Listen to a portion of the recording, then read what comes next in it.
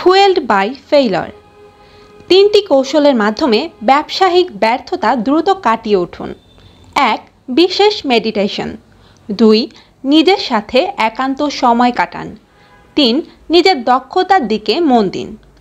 মানুষ যত বড় ব্যর্থতা আর হতাশার মাঝেই পড়ুক না কেন, সেখান থেকে বের হয়ে আসার এবং আবারও শুরু করার শক্তি তার ভেতরেই আছে।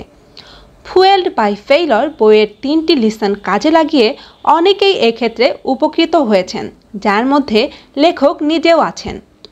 বিডি স্কিল অর্গানাইজেশনের পডকাস্ট লাইভ শুনুন, নিজেকে 90 দিনের ভেতর তৈরি করুন পার্ট টাইম ইনকামের দিকে বা একজন সফল উদ্যোক্তা হতে, পড়াশোনার পাশাপাশি ঘরে বসে অনলাইনে কাজ করে।